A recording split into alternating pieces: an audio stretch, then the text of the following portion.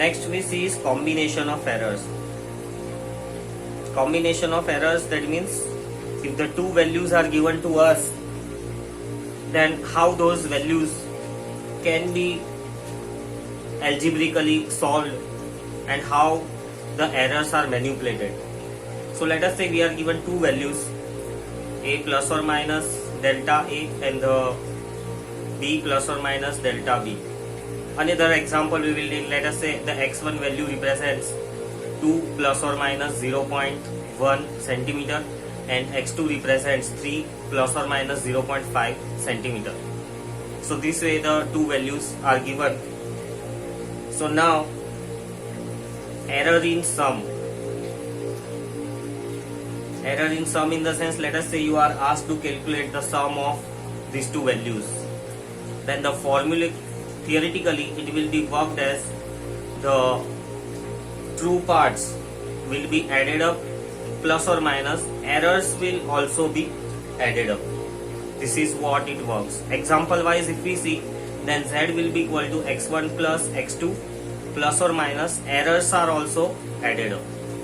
So 5 plus or minus 0.6 centimeter is the answer. This is the formula and this is how to use it. Next, error in difference.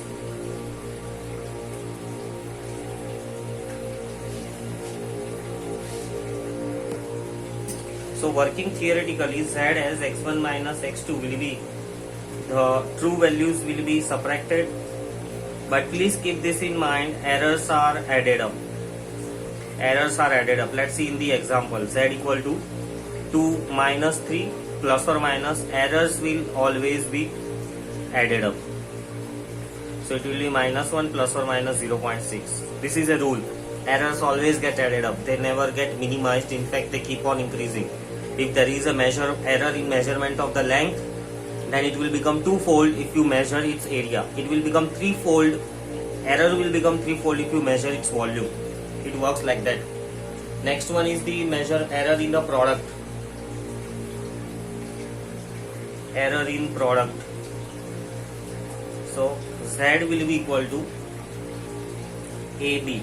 This is the true part, we have got it. Now how to calculate delta z? So to calculate delta z, the formula to be used is this.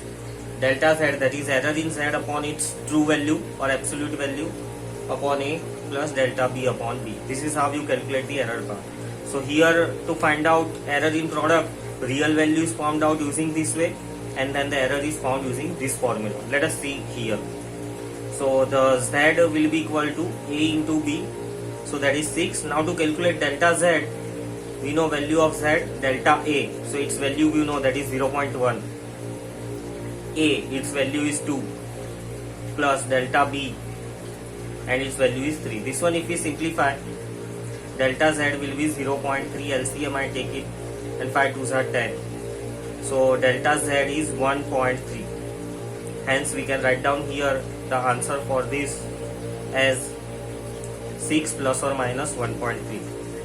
So first we calculated z in step 1 and in step 2 we calculated delta z. Similarly, error in division can be calculated A by B, and again to calculate delta z we have this formula, delta A by A plus delta B by B. So this part we have already simplified here. Now just to calculate the z, that is A by B, so this will give you 0.666. We can round it off and write down 0.67. So your answer will be 0.67 plus or minus 1.3. That will be the answer for the division. Another important result we have, in case if the numbers are in the form of powers. Let us say you are given some values P which has a power Q, you have been given R which has a power S, and T which has a power U. How will you deal with this? Now here in this case, to calculate delta Z, the formula will be, power will come in the fractional form, add S, again it will